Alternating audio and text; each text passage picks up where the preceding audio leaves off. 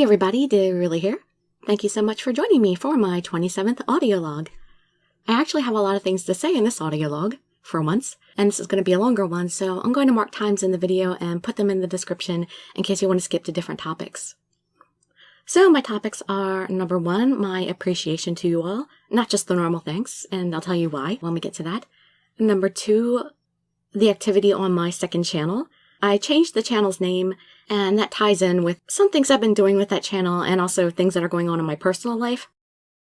Topic number 3 is my recording quality, personal integrity, and goals that I just want to talk about a little bit. Number 4, I want to give some recording tips to other narrators. Not that I'm a pro, but I think I have some tips that could help out a few people if they're interested in making their recordings better. And, maybe I can't help them. Maybe they already know the things I'm going to say.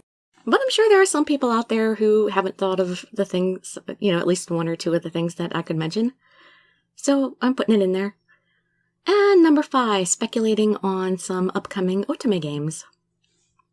Alright, so first things first, number 1, appreciation. Like I said, not just the normal thanks that I give you all the time. Well, not all the time, but I try to thank you guys a lot, because I really am grateful.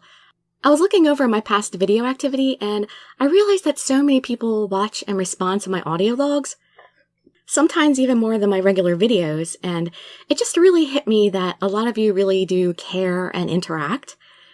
And a good amount of people aren't just solely here for the material. And even though I haven't gotten to talk in depth with a lot of you all, I've had some conversations with some of you through the comments and things like that, and I've really enjoyed that. And I'm hoping it also means that some of my wishes come through in my work to make people happy and to try to do some positive things in the world and make my videos as high quality as I can, at least on the main channel. And well, one of my biggest things is trying to popularize otome games, of course, but, and personally, I think that's a positive thing. But, basically, just you all have made a big impression on me by listening to what I had to say outside of just the entertainment factor of the channel. And I appreciate all the understanding and encouragement that I've gotten from all of you over the months. It's been truly inspiring and motivating for me. I might not have even kept going this long if it wasn't for all of that from all of you. Okay, so on to the next topic, about my second channel. I've talked about it a few times, so most if not all of you probably already know about it. I changed the name of that channel, though, to Dirili Quickies from Dirili Unedited and Unprofessional, for reasons I'll talk about in a minute. I started that channel because my sister had surgery and was out of work for a while, and even now she's still on light duty, so she still can't be terribly active at the moment. And this is a little bit selfish of me because I was like, yes, she can't do so much else, so I can make a bunch of videos and she'll have time to watch them. Because she wants to play all these games too, but much like me, when I was doing other work, I didn't have time to read the games, but she has time to listen to them, because she's been working at home sometimes, so she can listen to the videos while she's doing work at home. So with this channel, initially they were supposed to be unedited and unprofessional because I was just reading for her, and it started out that way, but after a while I couldn't take putting up such terrible material anymore since other people started watching them. So I started putting more time and effort into the videos, not as much as on the main channel, but, I started putting more time and effort into them than I was when I first started. Just enough that I don't sound like a complete idiot, and the videos aren't completely trash with really flat reading.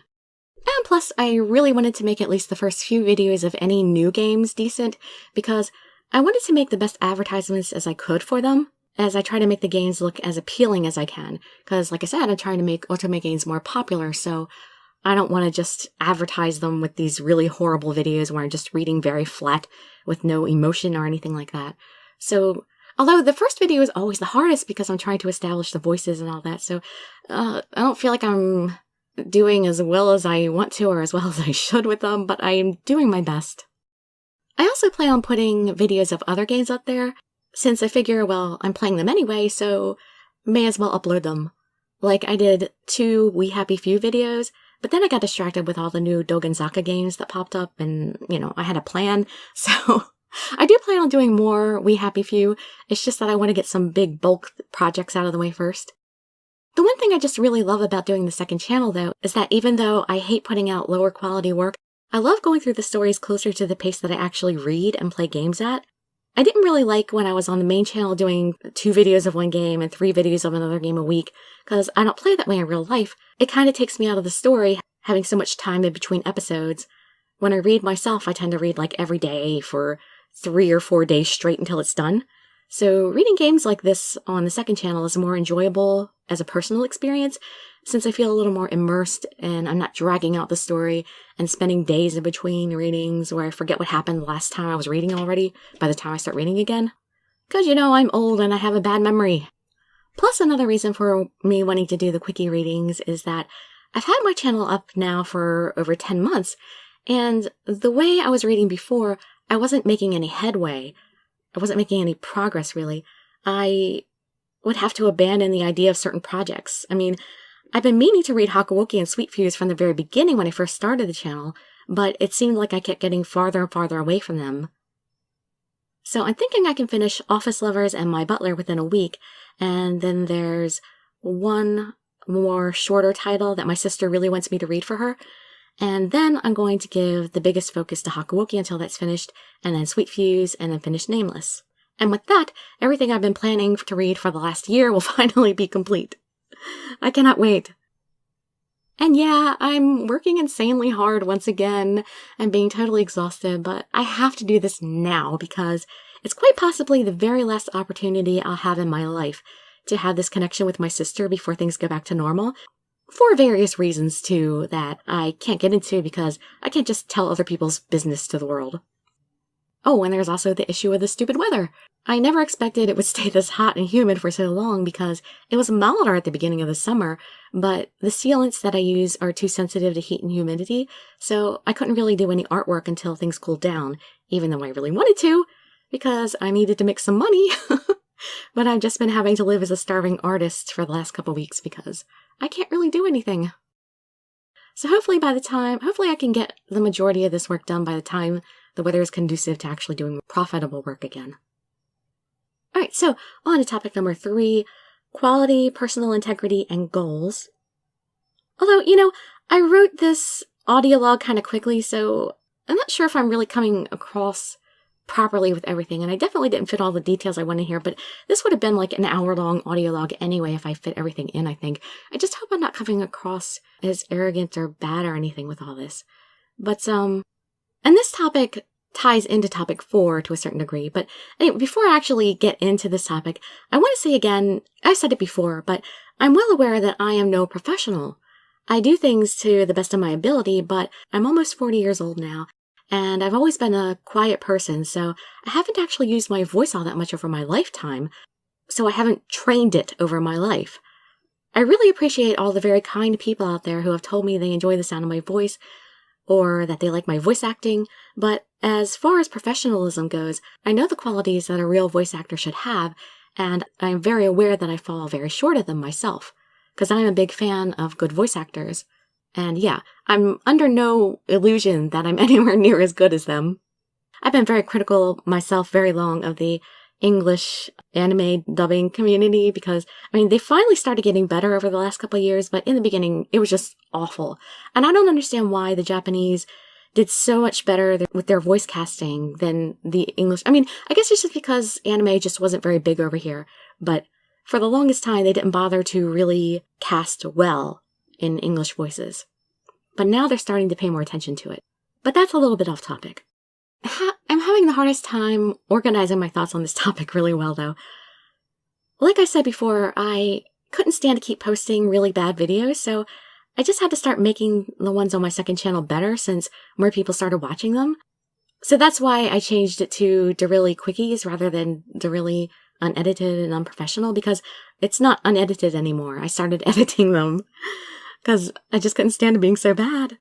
But it's also a matter of the satisfaction that I get from doing things to the best of my ability. Like when I would do artwork, I would do all these little refinements to pieces to the degree that when I sold them, in the end I would make maybe $1 or $2 an hour for the labor that I put into them.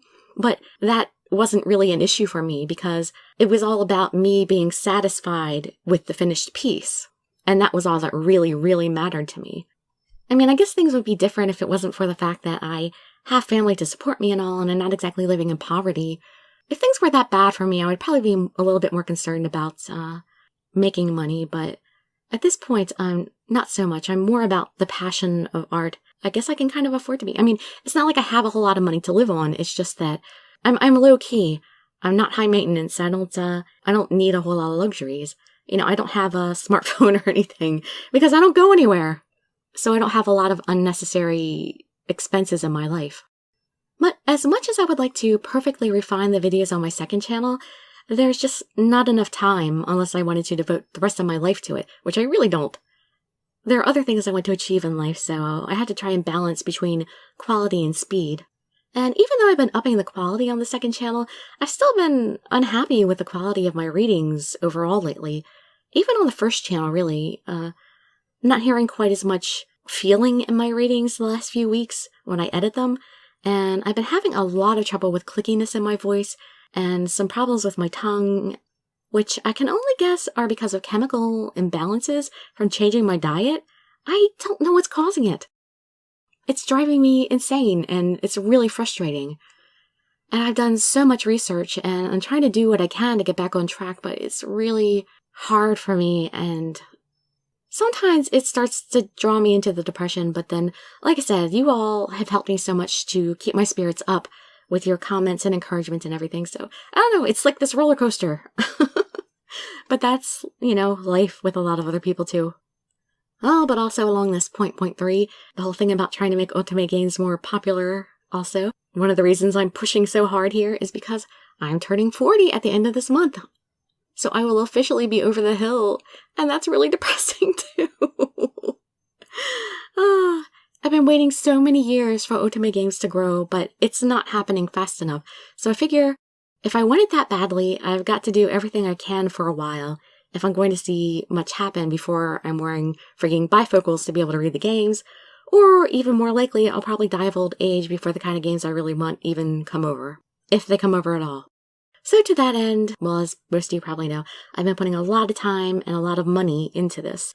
And I always knew that I'd be putting more money into this than I would ever get back. If against all odds I would ever turn a profit, I planned on putting the money right back into the effort. But that's definitely never going to happen. I'm never going to get to that point. You actually have to have hundreds of thousands of views a day on your YouTube channel to make any amount of money worth mentioning. So I've definitely been hugely thankful to everyone that's contributed on Patreon, as you all in particular have helped me the most in my quest to make otome games a bigger thing in the West. I know I could just learn Japanese and read things by myself, but it's not nearly as fun to read these things and have no one to talk to about them. The few people that do English reviews of Japanese otome games, I rarely agree with their opinions, and I don't have the same taste as them at all. I know one person so far that I could possibly enjoy talking to about these kind of games I enjoy, but still, that's to say, I prefer to have more games in English so that I can have more people to talk to about them and enjoy them more. So yeah, initially the idea was that I was going to put 2 years into this. 2 years into trying to help out the otome game industry. And then we'll see where things go from there. How I feel about doing the work, and if it's helping, or if the industry wants me to stop. I mean, who knows? You never know. Sometimes companies decide, oh, we don't want people to put videos of our games up anymore. Like Nintendo did stuff and all. You never know what the companies will decide to do. Things change all the time. So there's a lot of factors involved. Alright, well anyway, on to topic number 4, recording tips and future tutorials for other narrators.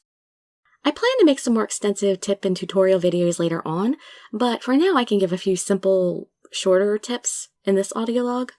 One other hope that I had when I started reading otome visual novels was that I would inspire other people to do the same, like how there are all those creepypasta readers out there. I mean, this isn't something that I plan on doing the rest of my life, and I would like to have other people out there to listen to while I'm working on things. Unfortunately, as many of you listening already know, I have a severe depression and anxiety problem. Sorry, there's going to be a short tangent here, because I want to explain why I want to give these tips right now, because it's close to my heart. What you may not know is that, although my anxiety is primarily social, it's also strongly linked to sounds, and many sounds trigger panic attacks in me, so I can only listen to very professional narrators. If you know anything about psychology, you know an anxiety can become generalized and associated with other factors. For instance, if you're tortured every day by a guy wearing a purple shirt, you could actually start to fear purple shirts. And that's just a very simplified, generalized example, but, you get the idea. And it's a long story, but suffice it to say that after 9 years of being bullied in elementary, middle, and high school, my social anxiety generalized and associated with a lot of various sounds. Now, if you're not familiar with panic attacks, they can mimic the symptoms of a heart attack. I get short of breath, my chest tightens, my heart starts racing and pounding, I feel nauseous and dizzy, and basically I feel like I'm going to die half the time. Symptoms can be different for different people, but that's what it's like for me. The biggest triggers for me are incessant noises like sniffling, throat clearing, coughing, slimy mouth noises, microphone popping, tapping, clicking, etc., though there are a number of others. My attacks are so bad that if I watch someone's video and it gives me a panic attack, I can't bring myself to ever go back to that person's channel and try watching a video again. I can't even listen to most of my own videos, especially my old ones. I half want to delete my old videos sometimes, but some people still enjoy them, and I guess it's a good testament for other people to be able to see how when you start a channel, it can be really crappy, but then you learn and get better. So I guess it can be inspirational to some. It sucks, though, that I only really started to make progress in getting better more recently, so I have a lot of really bad videos, and just some good ones that I started making more recently. I did bad videos for so long before I figured out some of the better tricks. Anyway, the point is, the things that really set me off are generally things that no professional would have in their recordings anyway, so I thought maybe I could help some people who are considering doing recordings with a few tips that I picked up over the 10 months I've been doing this so far. I also really hope to someday see more people take pride in their work and actually do things to better themselves and try their hardest to make really amazing bodies of work out there. Like, the narrator that I admire most is Creeps McPasta, who is a creepypasta reader. He has this gorgeous British voice, and even when I listen to his old videos, he does have the problem with clickiness and mouth sounds, but he's perfect now. I mean, he's really learned, and he's done so much to better his videos and narrations. And there's a handful of others, but not very many, because I have so many sound issues that there's so few people I can listen to. But I'm really hoping that more people will be like him and actually take that kind of pride in their work to, like I said, better themselves and try to be the best that they can be. Because people really take notice of that too, and that's how you become more successful, by taking pride in your work, and people admire that. So here are some of the things that may not have occurred to some of you that are considering recording or are doing recordings that may help you to improve your audio quality. Number 1, if you don't already have one, get a clickless mouse. I think a lot of people just don't even know they exist. They're inexpensive, and even if you get a 100% noise reduction mouse, they'll still make some noise that the better microphones will pick up on sometimes, but it's far better than the loud clicking of a normal mouse. Sure, mouse and keyboard clicking don't bother everyone, but it bothers some people like me and drives a certain percentage of listeners away. Once a person notices it, they just can't unnotice it, and it really gets in your head, like a lot of other sounds. Once you notice it, you just can't stop noticing it. So I've tried 4 clickless mice so far, and the best one I found I'll link in the description below. I really like this one. In fact, I want to buy like 1 or 2 more of these because, nothing is made forever, and I want to get a couple more before they stop selling these someday. Alright, so tip number 2, watch out for microphone pops. These occur generally when you blow a puff of air into your microphone while making P or F sounds and such. Like, let me try to do it. Making P or F sounds. I'm not sure if I succeeded or not, but if I did, you'll have heard it. And there are several things you can do to avoid this. You can speak slightly off to the side of the microphone so that you aren't blowing air into it when you talk. You can sit back from it a little so that your breath isn't reaching the microphone. Or you can get a pop filter, which are also very inexpensive. You could usually get one for like less than $10. But those pops can actually be pretty painful on some people's ears, so I'm really surprised there are some people that still record a lot of videos and constantly pop. Alright, tip number 3. Try to be aware of mouth noises and clicks in your voice. This is the bane of my existence because my voice has lately been particularly clicky, and I have to reread over and over again to get a decent recording. This is the biggest reason that I can't listen to most people's videos too. The vast majority of people are unaware that they have clicky voices or that they have a lot of slimy mouth sounds when they're speaking that are getting picked up on their microphone. Mostly you have to experiment and learn how to move your lips and tongue in certain ways to reduce the sounds, though it can help to back away from the mic if you're sitting very close to it, like 1.5 feet or 2 feet away is a good distance if that's the issue that you're having. But if it's not that distance, then it's other things and you have to try other methods. But I'm talking about like you can hear the slimy sounds in my mouth when I'm talking like this. Yeah, you hear those? Alright, and my last tip for recordings is for Japanese pronunciation. I guess this one is more of a plea, but I know there's lots of people out there like me who just can't stand it when people consistently badly mispronounce Japanese names when they're reading a lot of Japanese titles. It's actually quite easy, and I'm surprised that there aren't more people who have made that bit of effort to do this. I mean, half the time with a lot of games, they're voiced, and all you have to do is listen to a line in the game to hear how the person's name was pronounced. But besides that, I can give you 2 really easy tips to pronouncing Japanese words more accurately. Most importantly, the vowels are always pronounced the same. It's not like in the English language where you pronounce vowels differently depending on where they are in the word or if you combine them with another vowel. It's always like this, and you have to look on screen for this to see the letters. A, I, U, E, O. That's how those vowels are always pronounced every time you see them. A, I, U, E, O.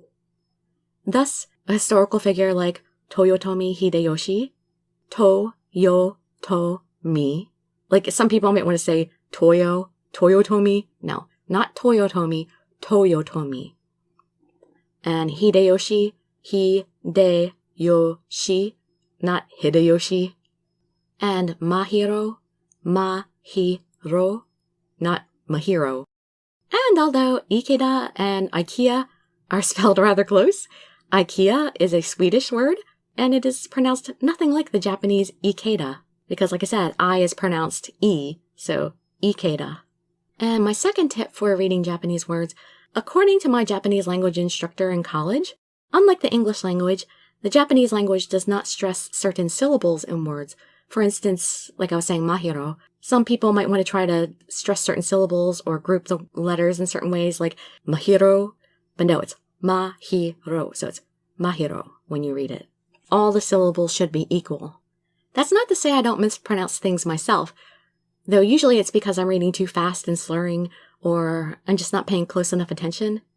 I mean, hell, I say the wrong word sometimes when I'm reading things, plenty, just English words. But I do make the effort, and if I'm not sure about something, I try to find a line where the name is pronounced by another character, if it's a voiced game, or sometimes I even look online to try to find the correct pronunciation if I'm having trouble. So I hope that more people would try to make that kind of effort. But like I mentioned, I plan on doing some more tutorials later on, and I could give more tips and get more in-depth with things, but that'll take some time. But for now, moving on to the last subject, subject 5, speculating on upcoming games. Now, I just wanted to do this because I realized something about Dogenzaka. As many of you may have noticed, Dogenzaka Lab has released a plethora of games this year, all from the Forbidden Romance series, bought over from the mobile series. But there are now only 3 games left in that series. And at the rate that they've been going, I imagine that those 3 games will probably be out by the end of the year. And I'm wondering if they're going to start working on any other series once they're finished with those. But I'm not sure. They haven't really said. They said they plan on coming up with original titles, I think. But they haven't really talked about that much. At first, I wasn't sure if I wanted to read all of these last 3 that are available, but I kind of have different reasons for being curious about each of them. And by the way, they are all mobile apps, so if you wish, you could also already go play them right now on a tablet or your phone. But the first one is Dangerous Relationship, and to me, the art on this is rather mediocre, but just the fact that the word dangerous is in the title has me interested. And the premise is that you're a newbie in show business, and you become a celebrity's girlfriend. I'm hoping this means that there's actually some danger involved, since danger is in the title. And I'm going to be disappointed if there aren't at least a few life and death situations in there. Number 2 is Stalking Love, Secrets of Me. I don't like the art for this at all, but the premise sounds kind of amusing. You get plastic surgery to attract the guy that you like, but then you find out that that guy cons women into marrying him. Then you end up meeting some hot guys and decide to stalk them and steal them from their girlfriends. And this just sounds hilarious enough for me to maybe possibly get over the art. Then thirdly, there's My Famous Lover. And this one I think is one of the prettier looking games, or at least their title screen is. Though the guys do look a little younger than I prefer. Unfortunately, the premises doesn't sound that interesting to me though, but the art has me curious. So I think I'm probably going to play that one more likely than the other ones. But you work at a perfume counter, and your suitors are 5 hot, somewhat successful guys. Like from their descriptions, they weren't like super famous or super rich, but fairly successful. And that's all that's left in the that particular series. Like I said, I wonder if they'll move on to any other series out there or not. Because that's by D3, and I think D3 has other titles. So it all remains to be seen as to what may come over later on. Well, that's it from me for now. Like I mentioned, I'm going to be working hard for the next couple weeks on hammering out those few titles, and then I'll be re-evaluating things again. So, thank you all again for joining me. I really appreciate it. And I wish you all health, happiness, and safety. Dirili signing out. Bye-bye, everybody.